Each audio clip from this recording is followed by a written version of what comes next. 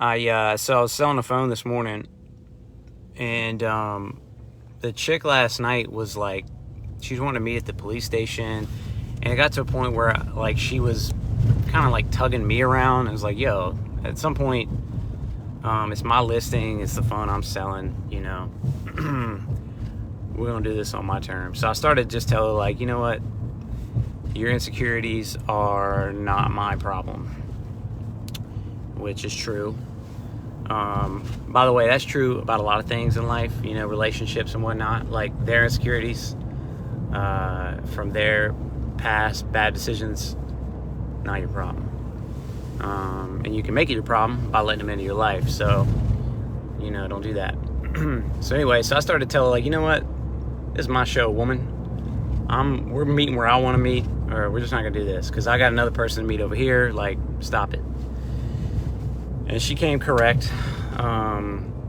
And it turned out she had been ripped off from I think it ended up being like a friend. She gave a couple $100 to a friend for an XR.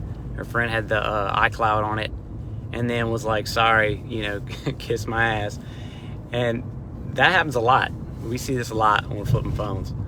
And, you know, like, if you don't do your research and activate that phone and check everything, then that's just too bad.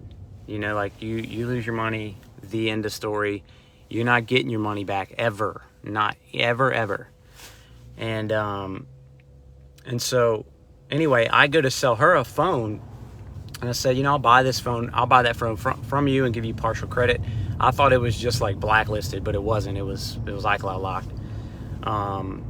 So I go to buy the phone from her. I mean, I go to sell a phone to her, go to buy a phone. She's buying a phone from me, sorry. And I realized on the way there that the battery is not charging as much as it should. And so I get there and I'm like, okay, I got to square up with her. So I meet her and I'm like, look, I think the battery might be going dead because it should have more than 5%. I was charging it 20 minutes on the way here, and I got a super fast charger. And truth is, I'm probably right. And I would have sold, if I'd have been another person, I'd have passed that buck. I'd have sold her that phone. I'd have gotten that money. And if she tried to hit me up, I'd block her ass. But no, we don't do that around here. So I told her straight up, I said, look, I think the battery might be dying. I can fix it for you for free if I'm right. But I just have a bad feeling about it. So I don't know. If you don't want to buy this phone, it's fine. I do have another one if you want that one. So she ended up getting an 11 with crackback and trading me her phone, which, by the way, so I ended up getting, man, a hell of a deal. I was trying to sell the 11 crackback unlocked for $250, which a DB would give me $200. Well, on the way there, I realized that the screen had been replaced, or I had forgotten that the screen had been replaced. So it was like, it'd have been even worse, you know, they'd been like DOA price. So I'm getting $250 trade, and I give her basically $30 credit for the iCloud locked XR, which I'll get $70 for. So I'll make another $40 off of that deal. So I'll make basically $290 on flipping that deal. And anyway, going back to the main point is that, you know, we provide the community that we deal with when we list local with a service. Not we as in like me and my empire. Like, that's what you should be doing. You're providing people a service in your local area. You're doing this to help them have a safe experience where they're getting what they think they're getting and nothing more, nothing less.